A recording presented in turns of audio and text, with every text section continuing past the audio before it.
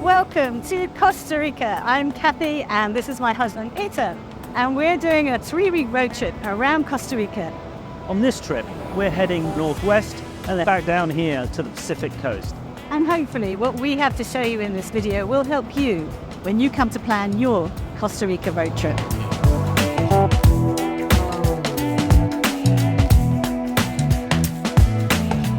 Most British visitors will start their road trip from the capital, San Jose. Adobe have 3 rental locations in San Jose, so it's nice and easy to pick up the car as convenient to where you're staying. There's one at the airport, there's one here downtown, and also another one in San Pedro. Nice, simple process. Nice car, got the sat-nav, ready to go. They drive on the right in Costa Rica, and the official speed limits are 60 kilometers per hour on highways, 40 in towns, and 25 kilometers per hour in school or hospital zones. The main roads and highways are generally well maintained, but obviously once you head into the mountains or more remote, less populated areas, it's a different story. It's about half an hour. Half an hour off the main road, up a very varied track. You definitely need a 4x4.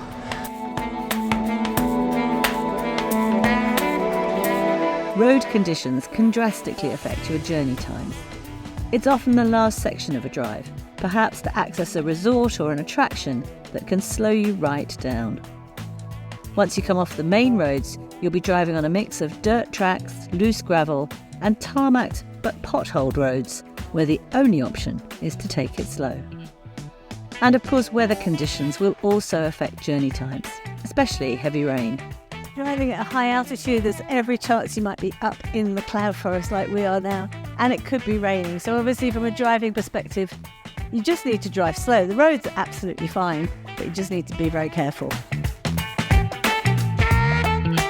Often there's only one choice of route, so if you get stuck behind an accident, roadworks or slow-moving vehicles, there's little choice but to sit it out. So when we hired the car, they gave us one of those traditional separate sat-navs, but they also gave us a Wi-Fi hub, which is great because then you can use your own phone, not using your own data. You can use Waze on that. We've been using Waze all the time. You can take the hub with you, and when you're away from the car, you've still got Wi-Fi.